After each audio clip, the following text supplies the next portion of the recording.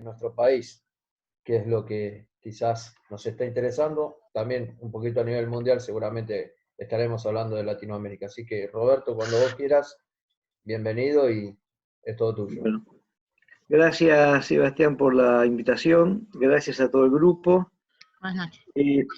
Buenas, encantado. Bueno, un gusto compartir con ustedes.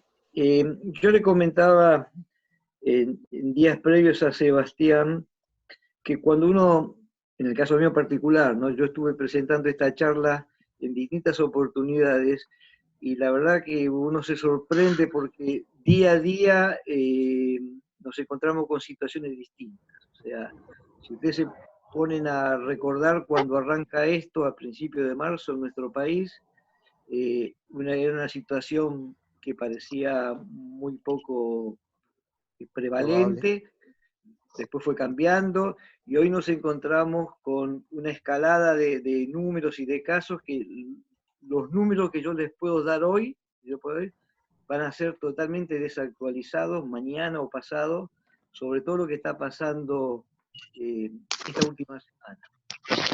Yo les digo que voy a comentar un poco en términos generales y tal vez lo menos importante sea detenernos en tantos números, porque les vuelvo a decir, lo que yo le diga hoy difícilmente pueda ser avalado mañana o pasado. Pero entrando un poquito en el tema de esta pandemia por este virus, yo quería por lo menos dividir esta charla en tres aspectos. Un aspecto que tal vez sea más breve, que sería...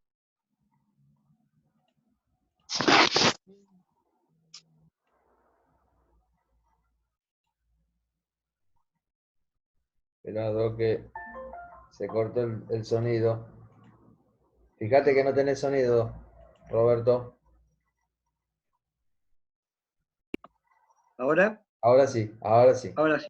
Bien. Perfecto. No sé hasta dónde llegamos, pero el tema es hablar primero de algunos conceptos de la parte clínica, de la parte médica, una segunda parte de entender un poco cómo fue el transcurso de esta epidemia, de su origen y cómo llega ahora hasta América Latina, y una tercera parte donde tal vez podemos también charlar entre todos, es lo que estamos viviendo ahora, ¿no? ¿Qué nos pasa acá en Argentina, en América Latina, y sobre todo, cómo nos imaginamos saliendo de esta situación? Breves comentarios del punto de vista médico. O sea, cuando esto surge, el primer caso, por lo menos declarado, que fue en China, en Wuhan, fue fin de año. Se presentó el primer caso el 31 de diciembre del 2019. Una semana después se puede identificar al agente etiológico, que es un virus del grupo de los coronavirus.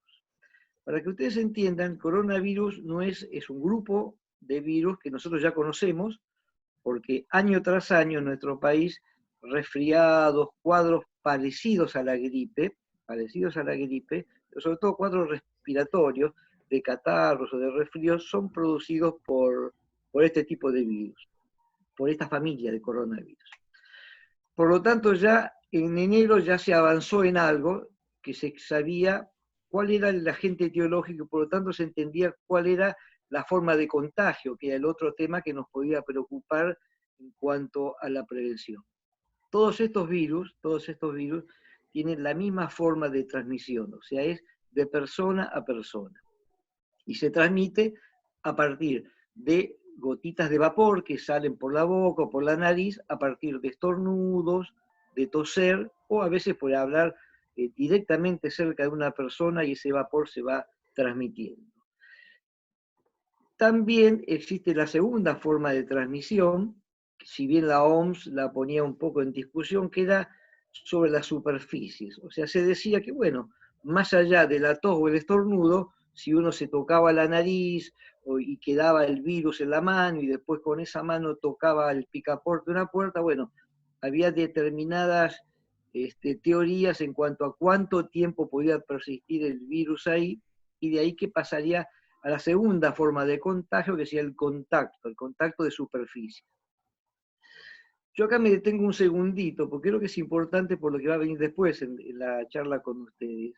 Porque si uno entiende que el virus se transmite de persona a persona, a partir de tos, estornudos, a partir de las mucosas que pueda entrar, incluso la mucosa conjuntival, o a partir de tocar algún objeto contaminado, uno entiende que la forma de prevención tiene que estar pasando por evitar el contacto directo. De ahí todos hemos escuchado que tiene que estar a 1 metro, 1,5 metros, 2 metros. Bueno, esas son medidas que se tienen en cuenta porque es la distancia que puede transcurrir desde que uno elimina el virus y llega a otra persona.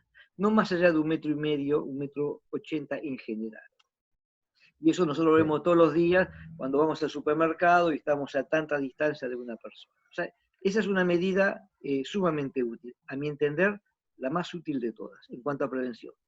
Obviamente, si entendemos que puede haber persistencia del virus en algún lugar que se haya tocado, bueno, ahí ya eso es más complejo porque uno tendría que estar, obviamente, si está en contacto con algo de eso, cuando uno sale de ahí o vuelve a su casa, inmediatamente hay que lavarse las manos, el famoso uso de alcohol en gel, y esa sería la segunda medida. Por lo tanto, con el distanciamiento y el lavado y la higiene, uno estaría evitando fuertemente el contagio. No es que el virus está flotando en el aire, no es que el virus entra por alimentos, etcétera, etcétera. Esas son las dos formas de contaminación. El segundo tema, o parte de la parte médica que también quiero charlar con ustedes porque mucho se ha comentado, es el famoso testeo. O sea, ¿qué disponemos hoy en la actualidad para diagnosticar? Porque hasta ahora uno sabe cómo se puede transmitir, cómo puede manifestarse, y el tema es el testeo. Y para conocer la importancia del testeo, un pequeño comentario, que también es sumamente importante, es que entre el 80 a 90%, algunos dicen un poquito más, pero pongamos un número, el 90% de las personas que contraen este virus van a estar o asintomáticas o con muy pocos síntomas. Tal vez un poco de fiebre, tal vez un poco de tos, dolor de garganta, pero muchos de estos síntomas o no están presentes o están en forma muy leve. O sea que eso es una gran ventaja. Esta enfermedad es muy contagiosa, pero se comporta en general, desde el punto de vista estadístico, con muy baja morbimortalidad, o sea, muy baja manifestación sintomática, y por suerte la mortalidad es baja. Entrando en el tema de los test, ustedes se acuerdan que hubo varias contradicciones en cuanto a cuál era el mejor test y en qué momento había que realizarlo. Yo se los explico muy simplemente. Cuando uno habla de test diagnóstico, hay dos posibilidades. O uno hace un test directamente sobre el virus para detectar el virus, no importa que sea la carga genética, actúa directamente sobre el virus, o actúa, los otros test actúan sobre lo que se llaman anticuerpos. ¿Qué significa? Para que ustedes entiendan. Una persona se contagia hoy, por ejemplo, hoy es 26 de mayo, hoy una persona se contagia y desde que se contagia hoy hasta que pueda tener síntomas puede pasar 5, 6, 7 días, vamos a poner promedio 7 días. O sea, desde que se contagia hasta que da los síntomas, esos 7 días se llama periodo de incubación, o sea, no hay ningún síntoma. Pero ¿cuál es el problema? La persona está contagiando. Entonces, ese es un gran problema. Son 7 días que un paciente se puede haber contagiado de otro porque compartió algo y está 7 días sin manifestar la enfermedad. En ese periodo de incubación, la única forma de detectar la enfermedad es lo que se llama la PCR, que actúa sobre el virus. Y ahora, este último método que se ha diseñado por científicos argentinos y a un emprendimiento privado también, que es el NeoKit, que también actúa sobre el virus.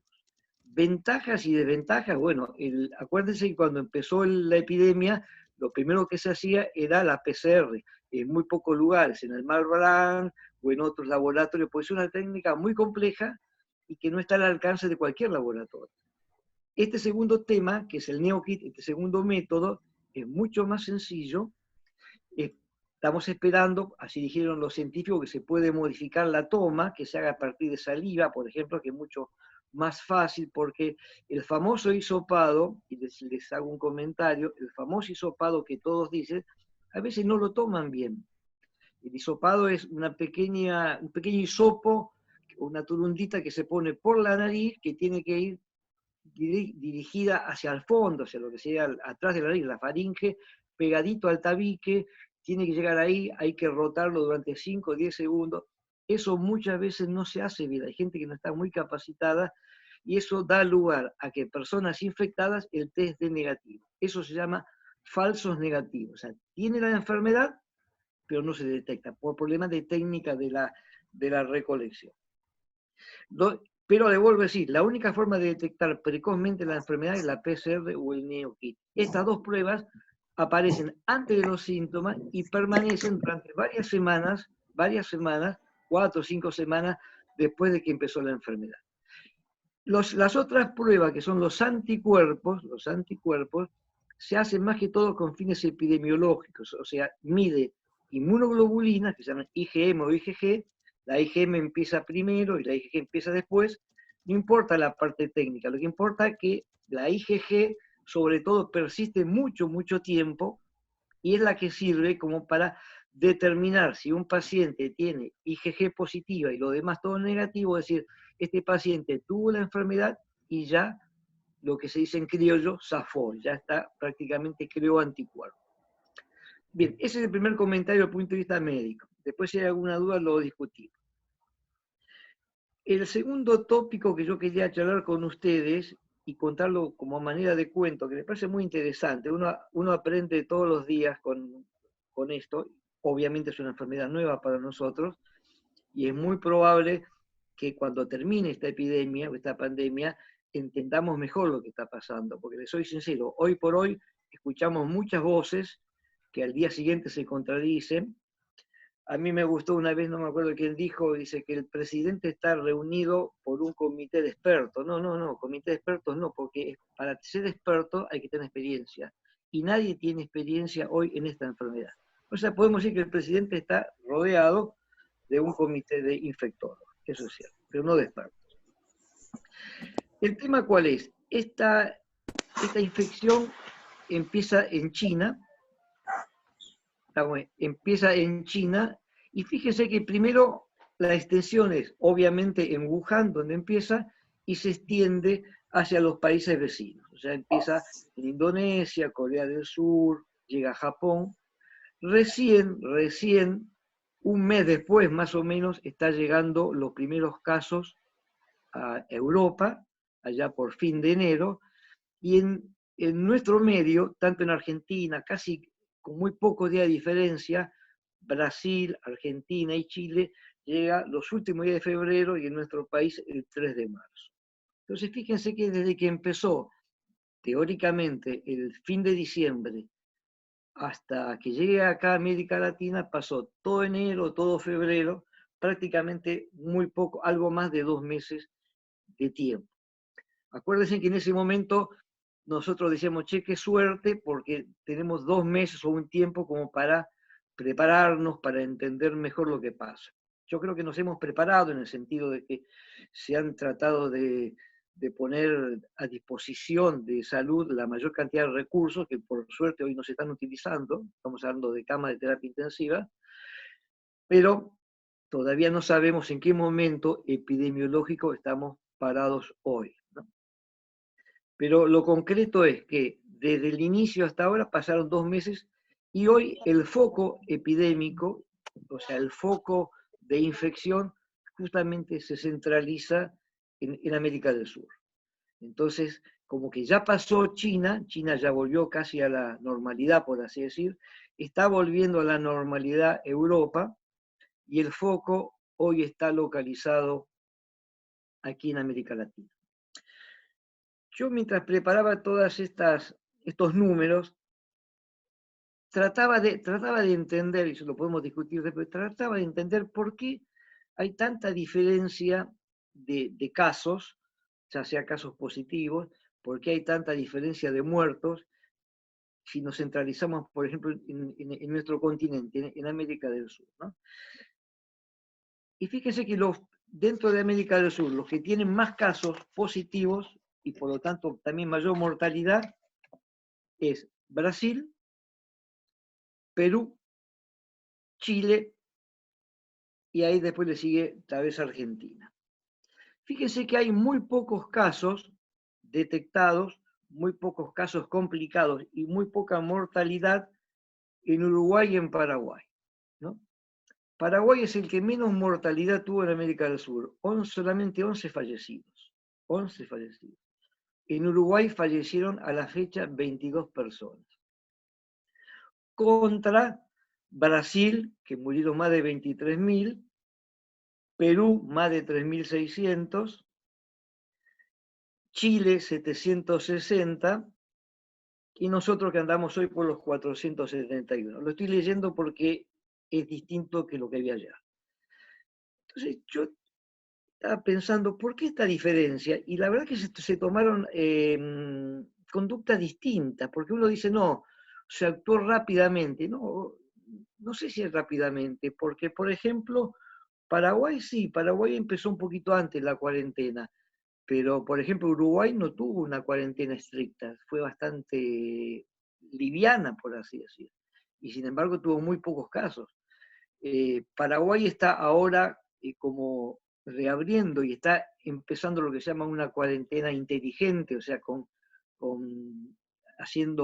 sectorizando, digamos, dónde puede liberar y cuándo no.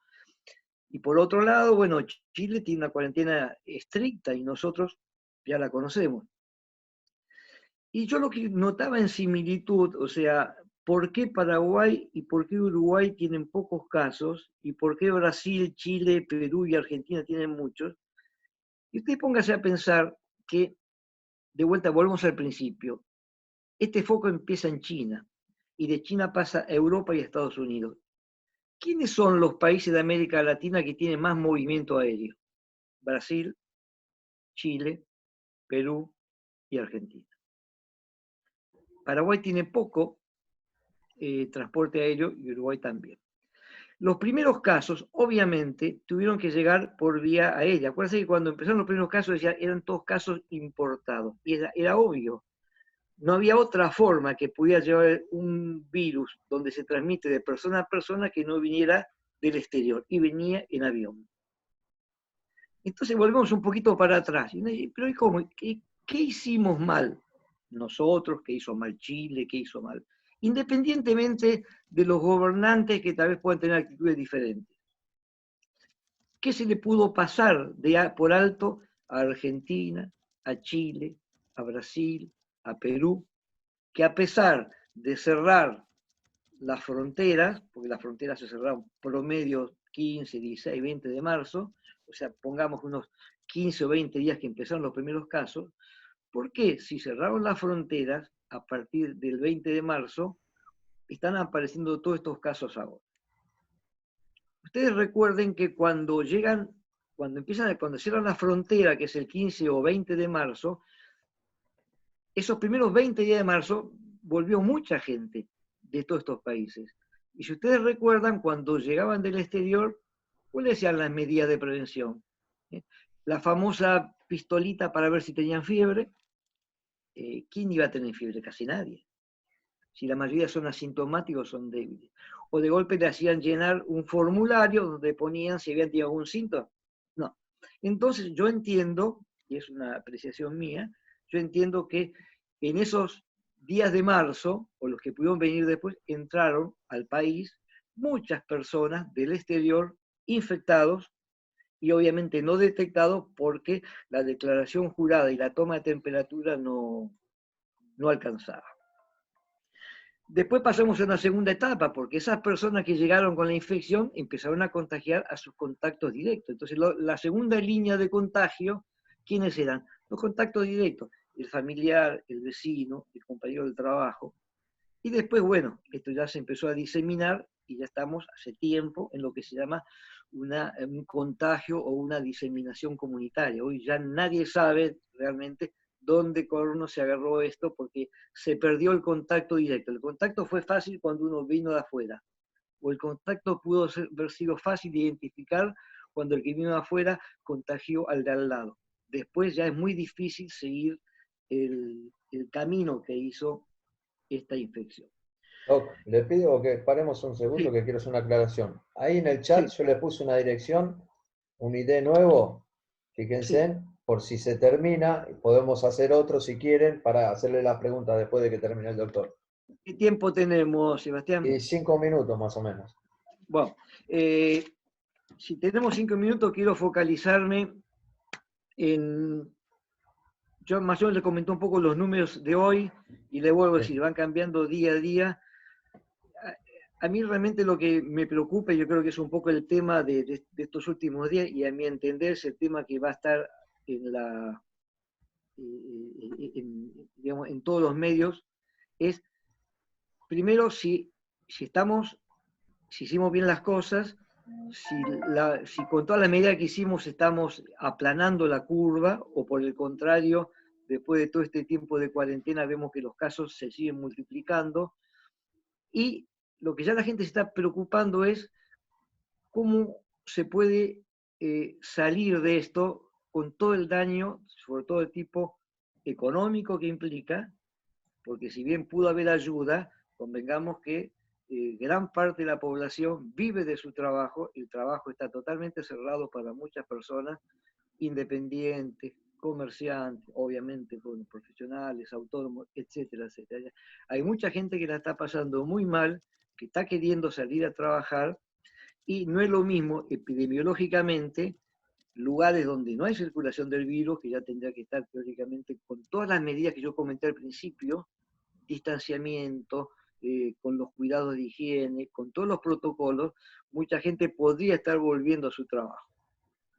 Y el otro tema que también a mí me preocupa, sinceramente, es que también se ha hablado mucho últimamente, es que el gobierno está haciendo un esfuerzo enorme para cuidarnos de la salud, y yo quiero que ustedes entiendan que salud, desde el punto de vista de salud pública, salud no significa no estar enfermo.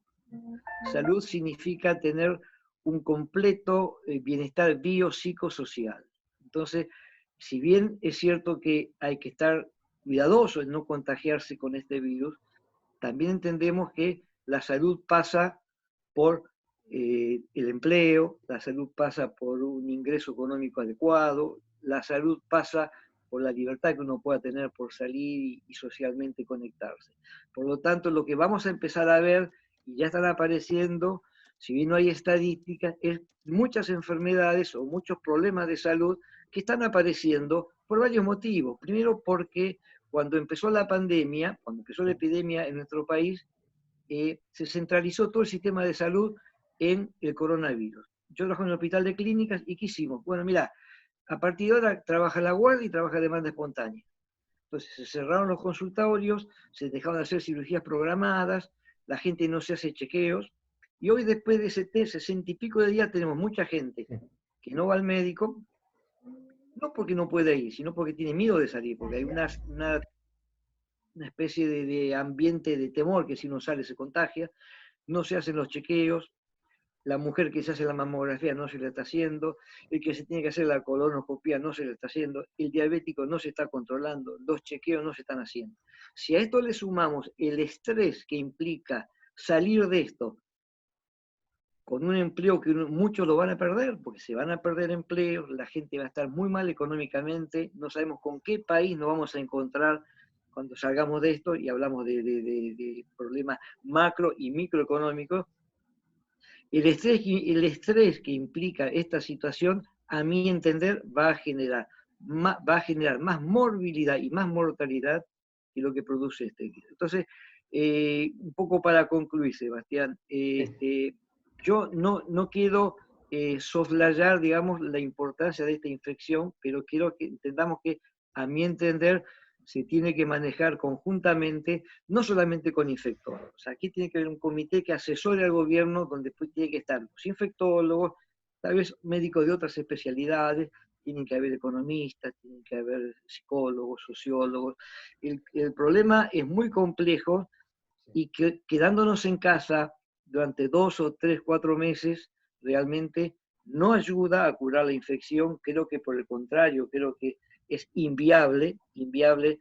Nosotros no tenemos la espalda de otros países como para estar 2 o 3 meses cerrados y salir todo para parecer con muy poco cambio. Vamos a estar muy mal, hay mucha gente que la está pasando mal, entonces este virus se contagia de una manera, todos sabemos cómo cuidarnos, creo que en forma razonable, como lo hizo Uruguay, como lo está haciendo Paraguay, podemos empezar a liberar. El que tiene necesidad de salir a trabajar puede hacerlo con todos los cuidados, porque yo no me voy a contagiar si voy caminando por la calle solo, salvo que esté cara a cara con alguien que me esté tosiendo, pero yo sé cómo protegerme. Por lo tanto, creo que con cuidados, con aislamiento, con la higiene, con el uso de barbijo que ya todos conocemos, creo que es importante que la gente empiece a flexibilizar la cuarentena, donde están los focos, y este es un tema que, bueno, lo podemos discutir en las preguntas, donde están los focos hay que aumentar la cantidad de testeos.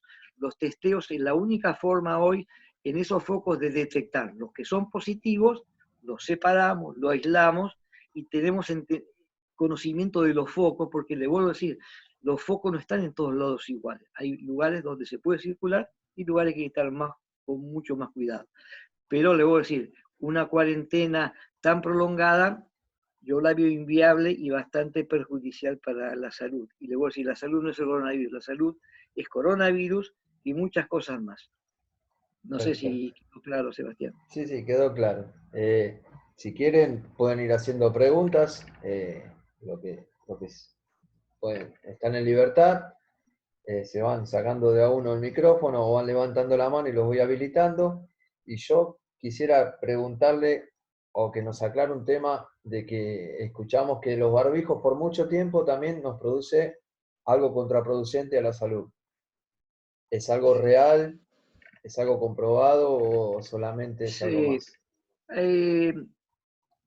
en medicina hay una parte justamente del quehacer médico que se llama medicina basada en la evidencia. ¿Qué significa?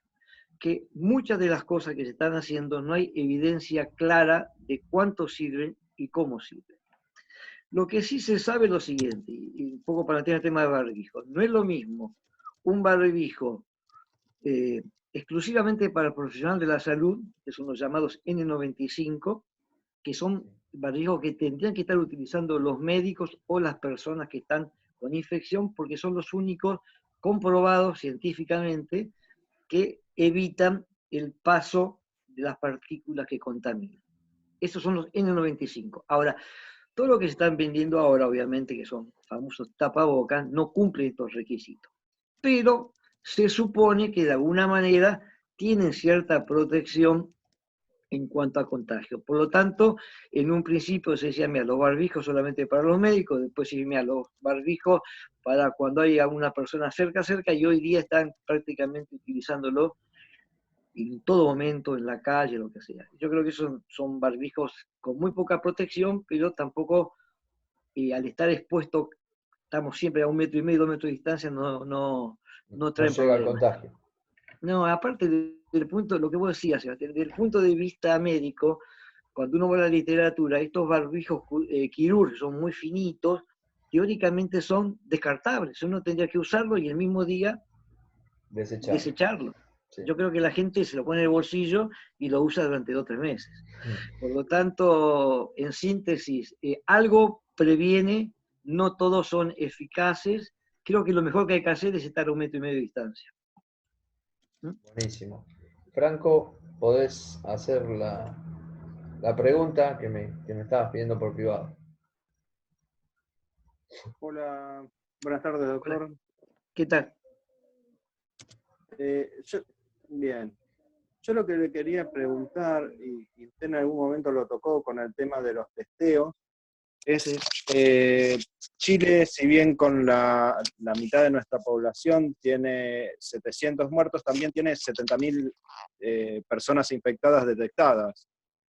Nosotros tenemos algo de 400 y pico, no recuerdo los números, y 11.000 personas detectadas.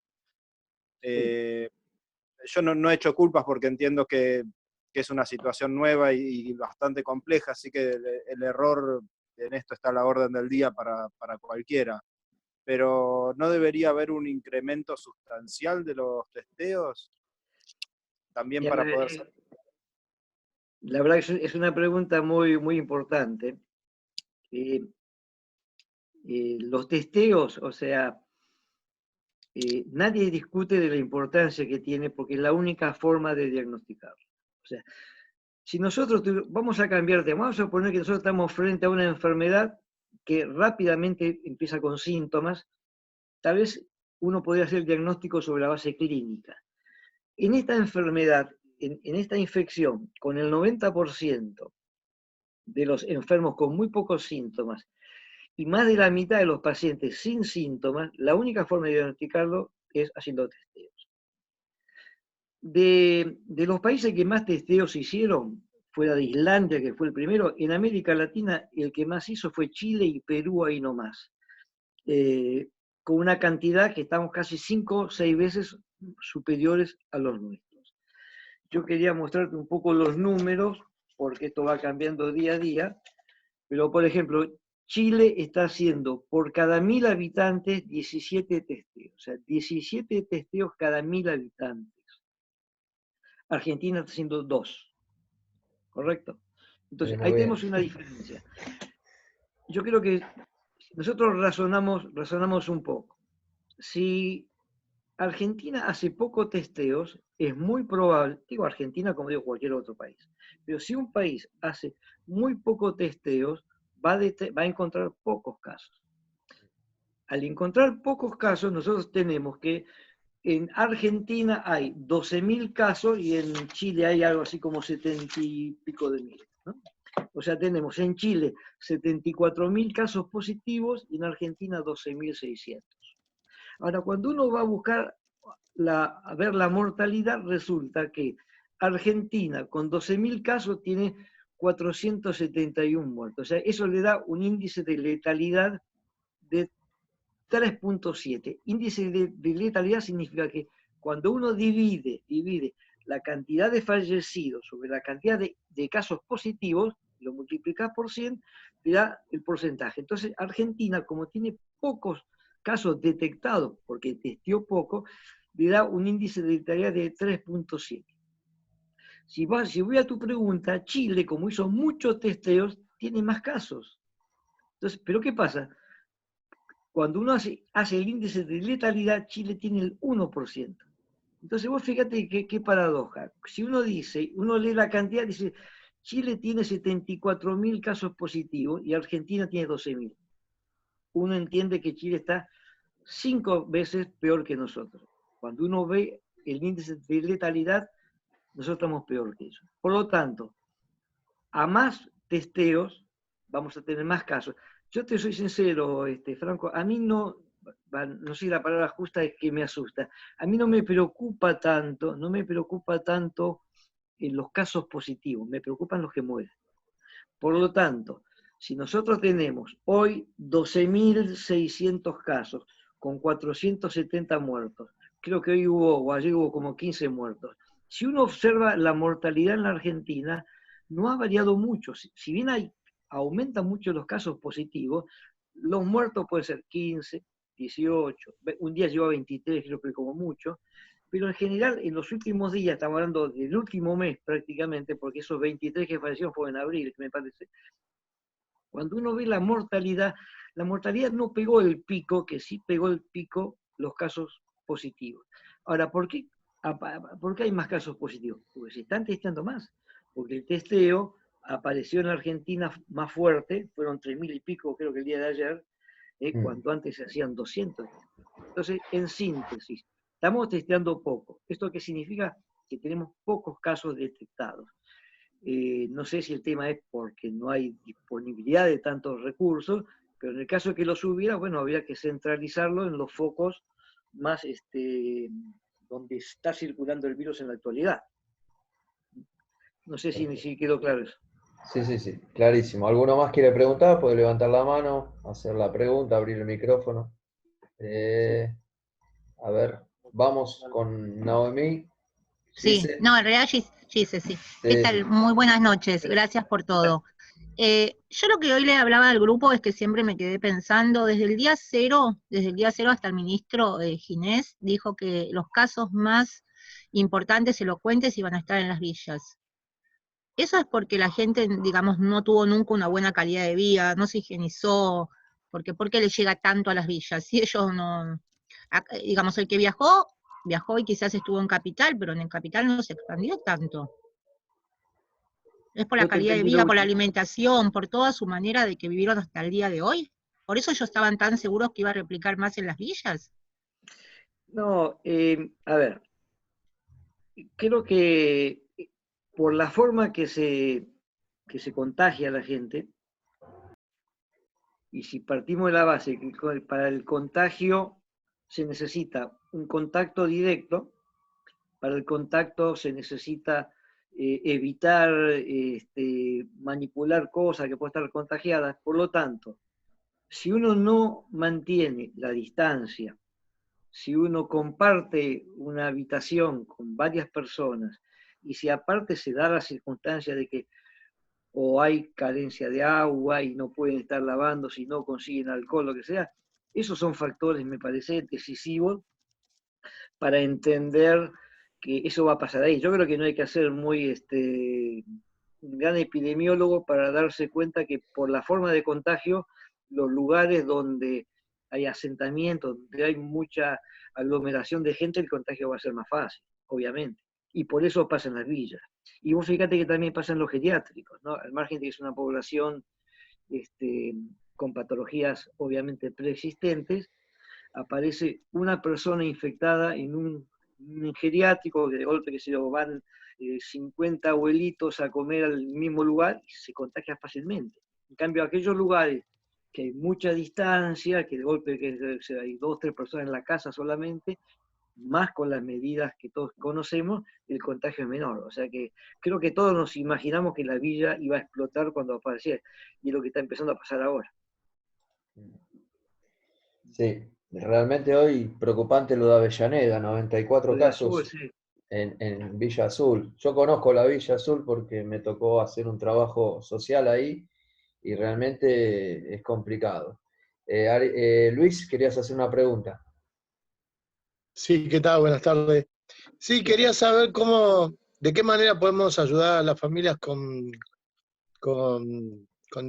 personas con discapacidad y el tema de la gente con diabetes que le está costando conseguir insulina, por ejemplo. Bueno, ahí hay 2 o 3 preguntas. Primero, yo creo que es importante, así como uno está haciendo a nivel de comunicación, está haciendo mucho énfasis en que uno se tiene que quedar en la casa, creo que también que hay que enfatizar que los controles no hay que dejarlos de lado. A mí me alarmó cuando escuché la disminución enorme de la vacunación de los chiquitos en el primer año de vida. O sea, la gente hoy no consulta, no va al hospital, los chicos, las madres no llevan a los chicos a vacunar y obviamente los diabéticos tampoco se controlan, al margen de la insulina, que después lo charlamos, pero primero porque desde el gobierno o lo que sea, en distintos lugares, se focalizó toda la emergencia sanitaria en el COVID. Por lo tanto, la gente, el lema era quédate en tu casa. Al quedarte en tu casa la gente no hace los controles, por lo tanto creo que hay que alentar a la gente que no deje de hacer los controles, hay que hacerlo. Obviamente, hay aquellos que tienen la posibilidad de tener su médico de cabecera, y a veces es más fácil, pero los hospitales y las clínicas están abiertas y tendrían que estar dando servicios a todas estas patologías, llamarle crónicas no transmisibles, que no podemos descuidar. Eso por un lado. En el caso de la insulina, yo estuve como director asociado en la región sanitaria sexta. La insulina llega desde nación a provincia la distribuye por las regiones sanitarias y de ahí nosotros durante nuestra gestión lo que se hizo fue, se nominalizó, o sea, teníamos el nombre de cada persona en cada municipio que tenía diabetes, se pedía la insulina llegaba incluso a las las lapiceras, las nuevas, y se distribuían a los municipios de acuerdo a cada persona. Por lo tanto, la provisión de insulina hay que reclamarla primero a la Secretaría de Salud del municipio que corresponde. Y ellos a su vez pedirla en provincia. Pero el paso es eso, de provincia va a municipio y de municipio va al paciente. O sea, no podría estar faltando insulina. Perfecto. ¿Y lo de la gente con discapacidad? ¿Y la gente de discapacidad, en qué sentido? ¿En la atención, en el traslado? Porque ahí a mí me preocupa que se desatienda esa gente, ¿no? Realmente. Claro. Los casos de gente con autismo, ¿entendés? Que en tanto encierro los pone loco, creo. Bueno, ese es un tema más complejo, ¿no? Es un tema más complejo porque el encierro pone loco a mucha gente. Sí. Y realmente me parece que son muchos días, y te voy a decir, las consecuencias, me parece, psicosociales van a ser muy problemáticas. Hay personas que tal vez se pueden bancar mejor, digamos, estar en casa, hay personas que no, y ni que hablar lo que implica, bueno, la necesidad del trabajo, ¿no?, que se está perdiendo. Sí. Pero aquellas personas que tengan patologías especiales y que requieran, que tengan cierta discapacidad, yo entiendo que no se pueden desatender, había que contactarse directamente con el municipio y que vean la forma de brindarle la asistencia. Te vuelvo a decir, el coronavirus no puede dejar de lado la otra problemática que sigue presente, ¿no? Seguro. Yo, si querés, agrego un poquito porque estoy Sí. en el consejo asesor junto con Luis también, un poquito de discapacidad acá en el municipio de Lanús, y tengo una amiga que es vicedirectora de un instituto, un centro terapéutico que se llama SET y trabaja con personas con espectro autista. Entonces, la problemática de las personas con autismo es que tienen con enfermedad de base, igual que los chicos Down, problemas de cardiopatía y respiratorios. Entonces, exponerlos es un riesgo y sumarle que a una persona con autismo es muy difícil que le pongas un barbijo, entonces es muy complicado. Entonces lo que se está haciendo, por lo menos mi amiga lo que está haciendo, es por medio de las videoconferencias, o sea, como cualquier colegio de nivel, se las está instruyendo en la parte educativa, porque un SET significa eso, un centro terapéutico, pero también educativo. Entonces tiene las dos caras, ¿no? Las dos facetas. Por un lado dan la educación y por otro lado están haciendo las terapias. Pero acá viene el problema, que el profesional de la salud no está presente, está el papá y la mamá, que muchas veces en estos casos no se dan tanta maña o no tienen tanta pedagogía como para poder hacerlo. Y Obviamente. realmente hoy por hoy están viendo que están mejorando muchos chicos por el contacto con los padres y cómo los padres están absorbiendo la experiencia de los terapeutas. Esto es lo que me está contando mi amiga y por lo que veo con otro matrimonio amigo que tiene una nena que tenía una discapacidad motriz y decían que no iba a caminar, que le iba a costar mucho caminar, y hoy esa nena corre y todo fue en la cuarentena, ¿no? Hay veces como los lazos de amor también y la predisposición de que hay veces no todo es malo, sino que, bueno, hay que acostumbrarse y hay que buscarle la vuelta, ¿no? Lili, creo que tenías una pregunta para hacer sobre los barbijos que querías preguntar. ¿Te abro el micrófono? ¿O te lo abrís vos? Lili, ¿estás por ahí? Ahí Hola, sí, acá estoy. Ahí está. ¿Cómo están? Gracias, Bien. Eva, por la No, invitación. por favor. Mi pregunta es, no sé si será un mito o si es verdad, que los barbijos hay que cambiarlos todos los días porque tienen una duración de 24 horas. ¿Es verdad? Sí.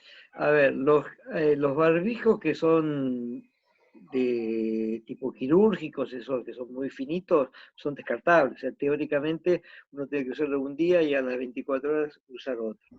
Eso es lo que se recomienda. Cosa que acá no pasa, ¿no? En general, los barbijos que se utilizan acá, como comentaba anteriormente, salvo los de uso médico, los demás cumplen una función muy, muy limitada, algo frenan. Si contesto tu pregunta, lo ideal sería descartarlo todos los días, cosa que no pasa, sinceramente, ¿no? eso no pasa en ni Estamos- siquiera en los estamos centros médicos. Por lo tanto, no es que sea un mito, sería una necesidad que no se está realizando. Gracias, muy amable. De nada. Y eso, Doc, tiene que ver también con el tema de que hoy he charlado con un amigo y el tema de que los insumos es como que se armó todo un revuelo en el mundo, ¿no? Y que llegan a tener una competencia al mejor postor, o sea, no es lo mismo que vayas a pagar en pesos que vayas a pagar en dólares, ¿no? Entonces aparece un Trump que te dice, quiero 10 millones de barbijos y te los pago ya, y aparece Sí, una seguro. Argentina en una situación, existe eso, es real, ¿no? Y después el tema de los testeos, me estaba diciendo este amigo también, es que, por ejemplo, los de mejor calidad son los alemanes y los coreanos. Y los coreanos son los más exactos que dan con precisión. Y que los de Los acá, test, sí, sí, los sí. test, y que los de acá están teniendo una falla.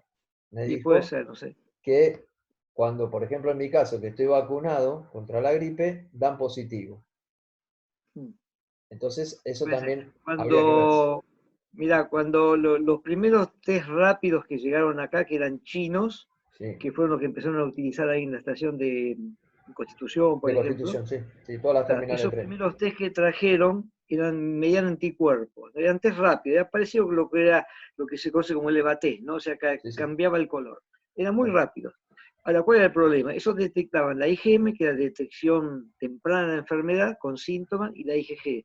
La IgM fallaba, no era medida, por lo tanto enseguida lo tuvieron que descartar y no sirvieron. O sea que ahí hicieron un gasto, no sé si fue una donación, no sé cómo fue la cosa, Sí, sí. pero no sirvieron. O sea, hay que tener mucho cuidado con los insumos que se están utilizando, ¿cierto? Y con los falsos positivos que pueden llegar a dar, ¿no? Porque, como hablabas, el tema de que creo que lo mejor es testear a mansalva y empezar a recuperar por ahí, para meternos un poquito en el tema de cómo ir saliendo, ¿no? También la pregunta va para ese lado. Aislamos, por ejemplo, hoy Villa Azul, Por Villa ejemplo, 31, y después, bueno, los que están sanos, muchachos, circulen, pero totalmente. circulen. Mira, lo que vos decías, Sebastián, ayer o el domingo cuando empezó el tema del barrio Sí, azul o sí, Villa Barrio Azul, Azul, sí, sí. barrio azul. Ayer eran 30 y pico, 50, hoy ya eran 90 y pico. Sí, sí, 94. Y hay como 100 todavía o algo así que se están testeando. Yo creo que lo correcto sería testear todo lo que se pueda, porque si ahí está el foco, entonces los que son positivos, que muchos son asintomáticos, bueno, los tenés que separar. Ahí creo que lo estaba llevando a la Universidad de Quilmes, algunos decían que si estaban totalmente asintomáticos y contenidos se podían quedar en la casa, decían no sé si lo más correcto, y los que tienen algunos síntomas son de mayor complejidad, tienen que derivarlo a centros asistenciales. Pero la única forma que existe de determinar quién es positivo es con el testeo. Y si uno Sí. identifica los positivos y lo aísla, es la forma más efectiva de frenar la diseminación, y sobre todo en enfermedades asintomáticas. No Sí, sí. queda otra, me parece. Sí, creo que yo lo voy a incomodar un poquito a Ariel, porque es de Mar del Plata, y creo que por lo que estuve escuchando, aparte es un amigo, el tema de que ahora están reabriendo los comercios, Ariel, puede ser que esté como los pequeños comercios. Hola, ¿qué tal? Buenas tardes, ¿me Claro. escuchan? Sí, sí, perfecto. Perfecto. Bueno, buenas tardes para todos. Bueno, gracias, Sebastián, por permitirme escuchar esto tan interesante, escuchar al doctor. Sí, en verdad hoy empezaron los comercios a abrir, los minoristas empezaron a las 11 de la mañana hasta las 17 horas. Todavía no tenemos mucha información porque esto recién ahora está comenzando y seguramente más tarde estaremos viendo a ver cómo vino el tema de los comercios. Igual Mar del Plata, si bien hay gente sospechada, pero no ha presentado algo firme de haber gente digamos, complicada con el COVID-19. Pero sí, está todo sitiado, todos los accesos a Mar del Plata están cerrados, Ruta 88, Ruta 2, 226, Ruta 11 de los dos lados está cerrado. A las 0 horas ya no permite que entre ningún auto más a Mar del Plata. Bueno, se ha tomado de una manera digamos, con responsabilidad, ¿no? Todo este tema. Yo le pregunto al doctor si puedo preguntar algo. Sí, adelante. Sí, ¿cómo no? Bueno, a mí me alarma, ¿no? Que ahora la Villa Azul, ¿no? Que está en cuestión, se convierta en una especie de gueto, porque la gente no va a poder salir a ningún lado, y ahora, ¿hasta dónde es bueno eso? La verdad que es todo un tema, porque creo que son cerca de 4.000 habitantes más o menos que hay en ese barrio. Tener a esas personas totalmente aisladas durante 15 días, yo creo que se va a complicar mucho, porque por más que puedan proveerle de alimentos o lo que sea, creo que no, me parece que no va a alcanzar. Aparte, yo no sé si todos están en la misma situación. Si uno pudiera, de vuelta, volvemos un poquito, si uno pudiera a todas las personas de ese barrio hacerle el test, que no son tanto, pues si son 4.000 test, los otros hicieron, esos test se pueden hacer si quieren en 2 o 3 días. Si uno puede testear a todo el barrio y de ahí vos tenés que separar los que son positivos y los que son negativos. Y si hacemos esta prueba rápida, tenemos una sensibilidad que supera el 95%. Por lo tanto, si uno testea al barrio los positivos, se los aísla para que no contagien, la verdad que los que son negativos tiene que hacer su vida como antes, no tiene que estar encerrado. Esa es mi opinión, pero bueno, tal vez acá la gobernación, la intendencia decidió cerrar todos los accesos y creo que va a ser muy complicado porque vos fíjate, mañana eso mismo se replica enfrente, en la Villa Itatí, que es más numerosa, Sí. y mañana aparece en 2 o 3 villas, no sé, de San Martín o de La Matanza. Había, decía cuántas eran, 1.800, ¿cuántas villas hay en Buenos Aires? Terrible. 1800. ¿Cuántas? 1800 creo que sí. 1800 ya. Pues imagínate que si esto se empieza a replicar, me parece que transformar algo en un gueto, creo que aparte, me parece que socialmente no es lo justo, me parece. De hecho, acá en Lanús también pasó en el barrio La Fe que cerraron. Tuvieron que cerrar por los casos de COVID que había. Adrián me dijo que quería una pregunta. ¿Adrián? Sí. Buenas noches a todos. Buenas noches, doctor. Quería preguntarle si usted nos puede explicar cómo está el tema de los insumos de bioseguridad para el personal sanitario que se habían convertido en un tema porque había muchos profesionales que se estaban contagiando en todo el país. Y hasta hace algunas semanas un periodista se tomó el trabajo de elaborar un listado de los profesionales contagiados en todo el país y la verdad es que contaban muchos. No sé cómo estará esa lista hoy. Pasó en muchos países, obviamente los primeros infectados fueron generalmente el personal de salud, ¿no? En algunos lugares llegaba el 15% de los infectados, lo cual es lógico de entender porque es el primer contacto con el paciente, ¿no? El tema de los insumos depende de dónde estamos hablando, porque hay algunos lugares que han provisto a todo el personal de todo lo necesario, desde los barbijos adecuados, las máscaras faciales, botas, los camisolines, o sea, esos mamelucos adecuados, o sea, han hecho todo un gasto en insumos, pero por otro lado hay lugares, yo lo he visto, la gente está con el barbijo de siempre, y no siempre con otras cosas, ¿no? Ni se te ocurra que tengan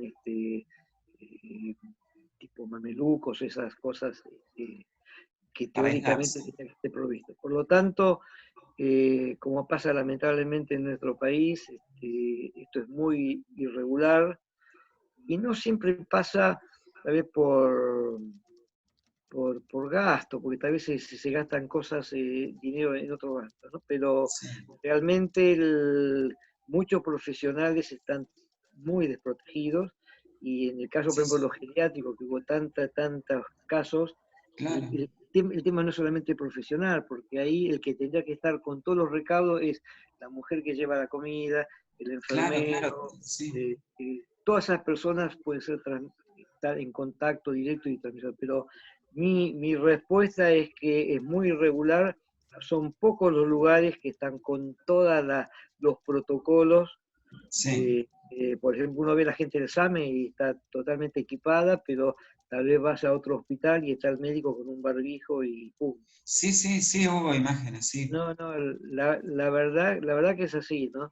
Al margen de que los médicos pueden tener cuidado en cuanto a la higiene, distanciamiento, muchos médicos se están colocando esas máscaras medias caseras que se han hecho con plástico, con lo que sea. Bueno, es una protección más, pero no todos cuentan con el protocolo adecuado. No, seguro, sí, y por eso también creo que los profesionales de la salud también se convirtieron en un blanco de los vecinos del barrio en donde viven, ¿no? Porque... sí, bueno, eso es otro tema. Me parece injusto porque tipo se levanta, va a trabajar, se expone y llega a la casa. Y encima, claro, recibe agresiones, sí, una locura. Eso me parece injusto, pero bueno, tendría que trabajar en otras características. Idiosincrasia de la Argentina. Aide, no sé si querés preguntar algo. Te abro el micrófono. Aunque sea para preguntar. Es mi tía, gente. Ah, bueno. Por eso la hago hablar, porque si no, espero que no me critique. Ahí va. Sigue cerrado el micrófono. Sí, abrilo. No, en realidad no quiero preguntar nada, todo claro. Bueno. Agradezco, pero no, está todo clarísimo. Bueno. Lamentable lo que está pasando en el barrio azul, pero es lamentable, pero bueno, es lo que se preveía de alguna manera. Pero lamentablemente es así. Bueno, gracias por participar a todos. Roberto, gracias. ¿Alguno quiere hacer una pregunta más? Aprovechemos porque Zoom nos regaló un rato más. Franco. Ahí está Franco. Dale, Franco, arriba. Reinicia el audio. Ahí está. Yo la última pregunta que quería hacerle es cómo se imagina que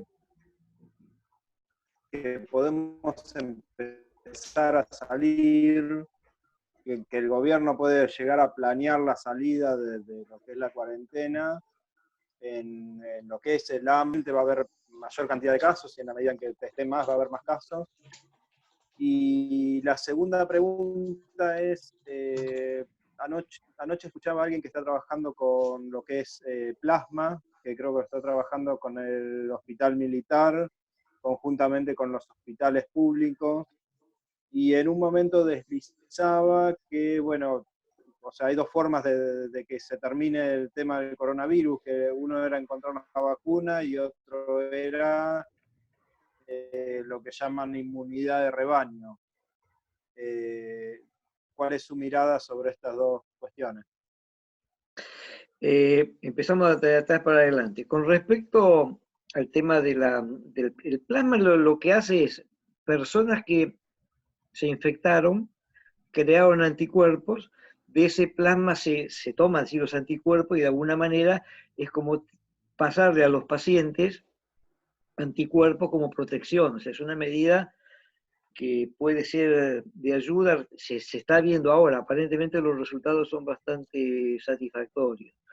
No es una cosa fácil de implementar porque se necesita de alguna manera tener, son técnicas muy sofisticadas en cuanto a extracción, la gente tiene que donar sangre, los infectados, tienen que extraer los anticuerpos, pero bueno, hoy parece ser una medida que promete hasta tanto pueda aparecer la vacuna, porque de alguna manera la vacuna tendría una acción parecida, solamente que uno le administraría los virus atenuados para que, o sea, ¿cuál es el objetivo de la vacuna? Uno inyecta virus atenuado, el mismo organismo genera los anticuerpos. Acá es como que uno ya le transmite, le aplica ya los anticuerpos de personas que han tenido la enfermedad. Eso puede ser promisorio, yo creo que puede ser una cosa que sea útil, pero no creo que tenga alcance para una población extensa, ¿no? Ese es el tema. Si esto se va a resolver cuando aparezca la vacuna. La primera pregunta que me habías hecho es cómo yo me imagino la salida. La verdad que no. Tal vez lo que yo diga no sea lo que puedan pensar muchos. Yo me baso en distintas cosas. Primero, veo qué hicieron algunos de nuestros vecinos, por ejemplo, qué hizo Uruguay, qué está haciendo Paraguay ahora. Y hay un tema a tener en cuenta. Creo que hay que salir de la cuarentena, sinceramente, pero en forma inteligente. En forma inteligente significa, es un conjunto de cosas. Por un lado, a mi entender, creo que me parece que el comité que está aconsejando al presidente, creo que tendría que ampliarse no solamente infectólogos, porque creo que el tema de la cuarentena no es solamente el virus. Segundo, específicamente en salir de la cuarentena de forma inteligente, que es lo que significaría, primero, proteger a las personas mayores de riesgo, porque, y acá me alejo un segundito, en el año 2009, no con esta magnitud, pero acá hubo un brote de un virus tipo influenza, que era H1N1. En el 2009 fue mayo, junio, duró poco, pero el foco, digamos, de contagio, o sea, las personas perjudicadas fueron otras. Moría gente joven, murieron muchas mujeres embarazadas.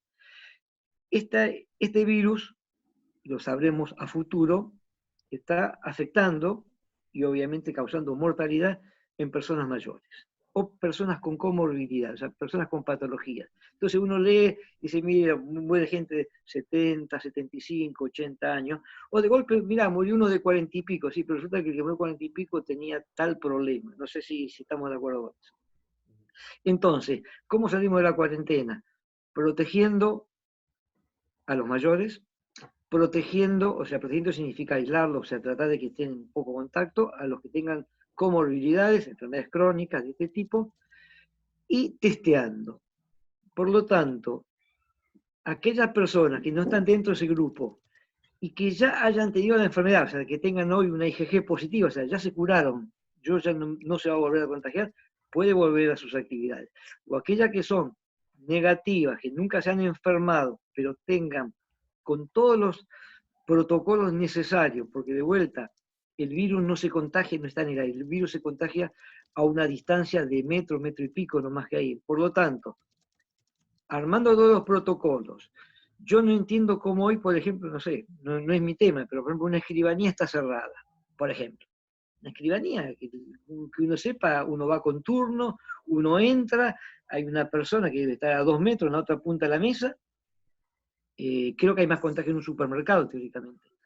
Y sin embargo, en los supermercados, veía la otra vez que la Cámara de Supermercadistas decía que de los 90.000 empleados que tienen en caja y repositorios, ninguno se infectó. Y entonces, ¿cómo es la cosa?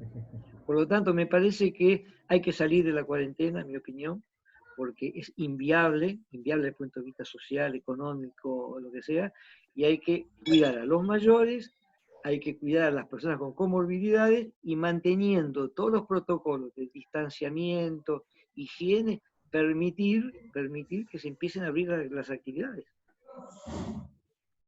Perfecto. Adrián, ¿tenías una pregunta más?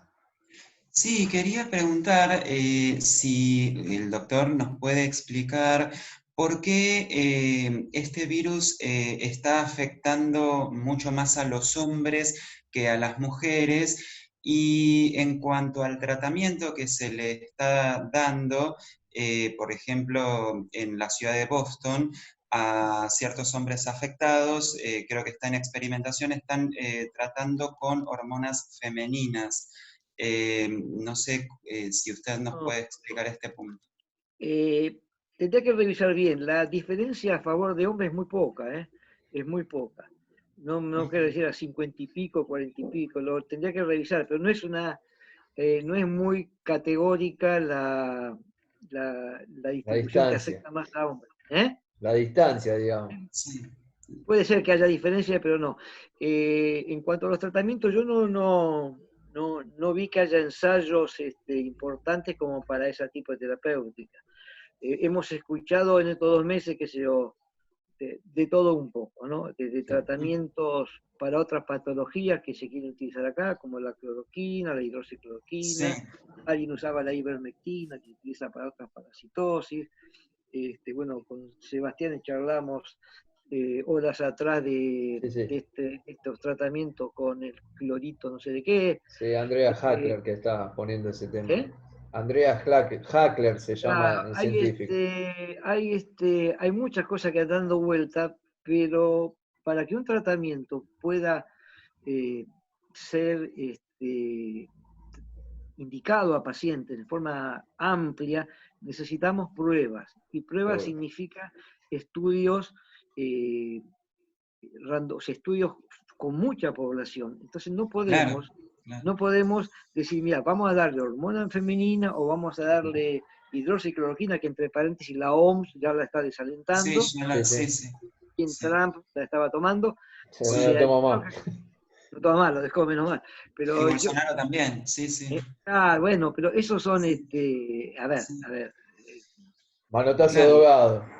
Sí, yo, sí, seguro. No, yo le preguntaba porque esto fue expuesto por un médico, no recuerdo el nombre, pero bueno, participó ya en varios medios. Adrián, hoy Sí, por hoy no hay absolutamente nada en forma curativa. O sea, se puede bajar la fiebre con paracetamol, lo claro, mejor es la claro. prevención, el aislamiento, y Sí, obviamente si el paciente está complicado y requiere un respirador, bueno, está toda la terapéutica indicada en terapia intensiva, pero terapéutica tipo antibiótico que pueda frenar este virus, hoy no hay.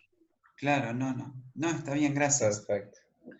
Bueno, ¿alguno más quiere hacer alguna pregunta? Si no, cerramos acá. Le agradecemos al doctor y lo invitamos porque posiblemente con el doctor podamos tener, si tiene disponibilidad, una charla entre medicina y economía, que tengo un amigo que es economista y estaría bueno por ahí hacer una charla para ver cómo se sale, ¿no? Lo dejamos comprometido al doctor, Sería estaría ideal. buenísimo, ¿no? Como para que Sí, decir, tenemos las dos caras, la salud y la economía, y cómo salimos de acá, ¿no?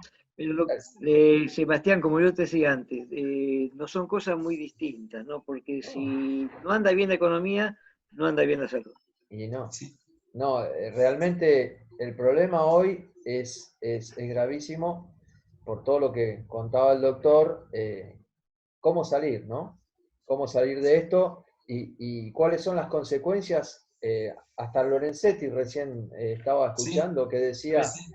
que están Sí, yo lo vulnerando comenté. derechos individuales de las personas, y es verdad, ayer ya empezaron a manifestarse un montón de lugares del Y ya hay país. gente que va a empezar a presentar amparos diciendo, porque yo no puedo salir. Exacto, porque en los Sí, artículos de la Constitución, y hoy discutía con un amigo, me dice, pero cortala con la Constitución, es lo único que nos ampara como ciudadanos para vivir claro. dentro de los parámetros normales en un país saludable, donde todos nos podamos respetar, donde podamos Pero, manejarnos, y es lo que nos rige como escúchame, nación, ¿no? si uno tiene conductas lógicas, cuerdas, de higiene, de distanciamiento, este, de vuelta, ¿viste? Cantidad de empleados de supermercado que no se contagian y Sí, están todos los días, están gente, ahí. gente, gente, Sí, gente. Entonces, ahí no está el foco. Si el foco Mm, está en los asentamientos, vayamos allá, busquemos, seguro. detectemos. Pero, hay lugares, hay provincias, hay ciudades que no tienen ni un solo caso, y están dentro de la casa todavía. Sí, sí, sí. Y eso, yo creo que no se entiende. De hecho, por ejemplo, en el sur, en Miramar, cerca de Mar del Plata, 50 kilómetros, no hay casos. No hay casos. Creo que en Necochea hay casos y más o menos Miramar maneja, y Necochea están manejando el mismo sistema que recién nos comentaba Ariel, ¿no? Cerraron todo, no podés entrar por ningún lado y hasta en Miramar compraron un dron para seguir por el aire a ver si la gente cumplía o no la cuarentena, pero un dron marca cañón, digamos, de los que usan el ejército en Estados Unidos, a esa magnitud. Y con esa, a ver, ahí también es como que yo me pregunto, ¿no? Eso lo hubiese gastado quizás en barbijo, lo hubiese gastado más en otras cosas, que hubiese confiado más en la salud, en la conciencia de la gente de que se quiere cuidar. No creo que nadie quiera salir a la calle a infectarse, ¿no? Esa es la realidad.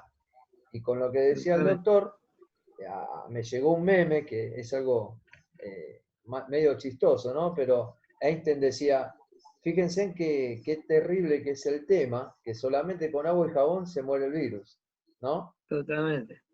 Muy simple. Con simples cosas, costumbres que aprendimos desde chiquito, ¿no? De higiene. Tengo un nene de 6 años que andaba dando vueltas por acá, está como loco porque quiere escuchar, y decía, le tocó este año en el colegio presentar métodos de higiene. Con 7 años, 6 años, lo supo explicar. O sea, salud bucal, lavarse las manos, peinarse, cosas que aprendimos de chico. Con eso vencemos al coronavirus y si respetamos el distanciamiento, y podríamos trabajar siempre y cuando haya un protocolo.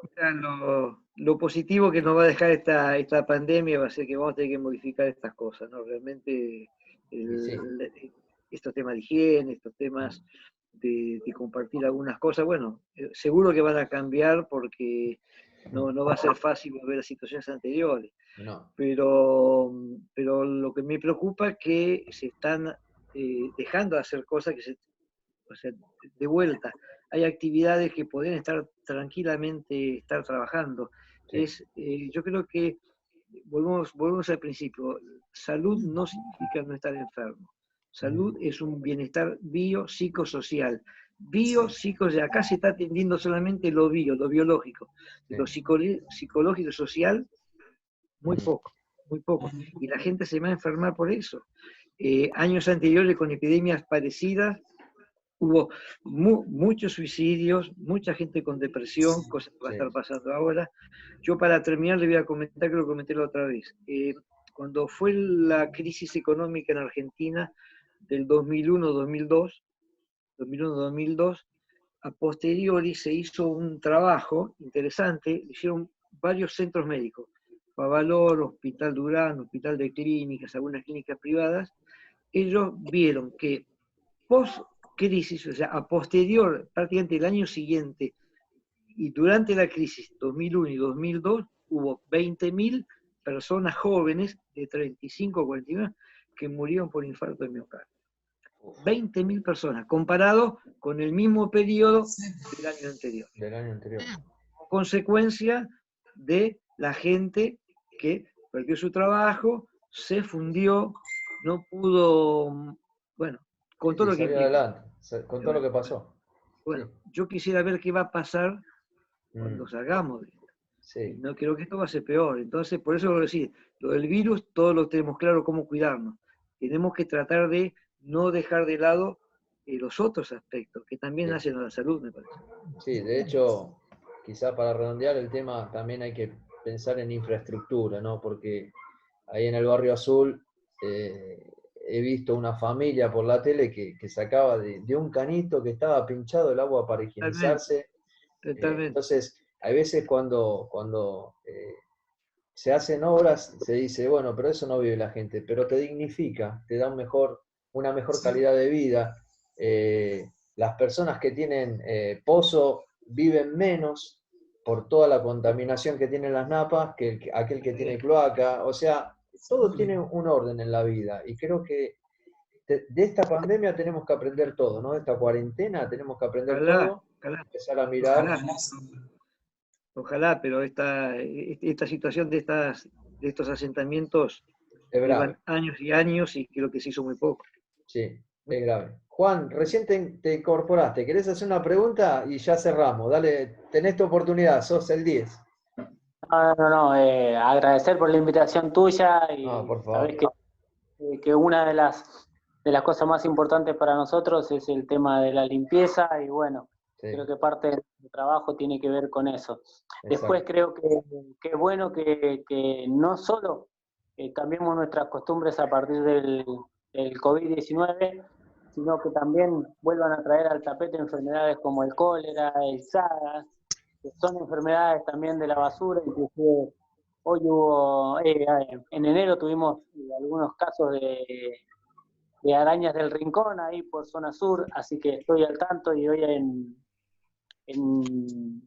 en Bolivia 3 niños se dejaron picar por una viuda negra para lograr los superpoderes del hombre araña, o sea que convivimos de tal manera con la basura que los niños lo toman como normal y habitual, y creo que ese es uno de los cambios, y realmente creo que esto va a comenzar por el lado del cambio cultural, no más que eso. Si no cambiamos culturalmente, va a ser muy difícil que cambiemos todo esto que está pasando hoy.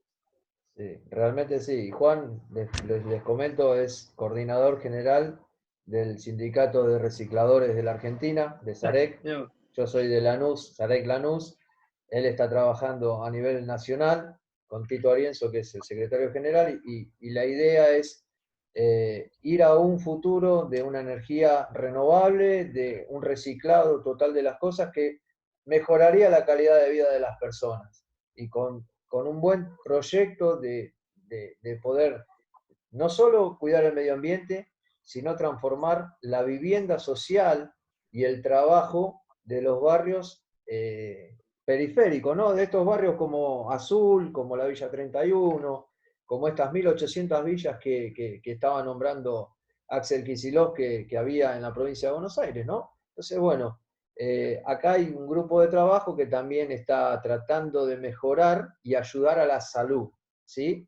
Porque hasta los peces nos han demostrado en este último tiempo que volvieron a Venecia, y a los ríos, a los canales de Venecia, y en 2 meses que van a empezar de vuelta a la industria, seguramente esos peces desaparezcan, y es una pérdida increíble para la humanidad, y también a nivel salud, ¿no? No sé si el doctor quiere agregar algo más con respecto a esto del medio ambiente también, ¿no? No, a ver, mejorar el medio ambiente de vuelta es mejorar la salud, ¿no? Porque volvemos a lo que yo comentaba. Si no tenés agua potable, si no tenés cloacas, si no tenés una vivienda digna, eso tampoco es salud. Por lo tanto, hay todo, cuando uno habla de salud pública, tenemos que meter en la misma bolsa al médico, al ingeniero, al arquitecto, todos tienen que trabajar, porque de nada sirve, qué sé yo, llevar el medicamento y la vacuna si no tienen agua, si el agua no es segura. Por lo tanto, yo creo que el concepto de salud pública implica no solamente a los médicos, ¿no? Seguro. A todos. Bueno, muchas gracias, doctor. Gracias a ustedes. Agradecido por la hermosa charla. Muchas gracias. Vamos a ver cómo sigue. Seguro que mañana vamos a tener otros números. Y seguro. Lo más probable es que lo que empezó hoy lamentablemente con el Barrio Azul va a seguir por otros lados seguro. Y bueno, tenemos que estar preparados y tomar conciencia y poder hacer estas charlas como para también ir concientizándonos entre todos de que lo que podemos hacer es estar informados, pero informados con pero cada uno de ustedes va replicando, creo que esto es importante. Sí. Mirá, te comprometo acá, lo estoy grabando. Si no te molesta, lo vamos a replicar por todos lados. Cuando guste. Muchas gracias. Bueno, gente, un gusto. Gracias por haber participado y bueno, la próxima los invito a todos. Están todos invitados. Gracias, doctor. Hasta luego. Gracias, Sebas.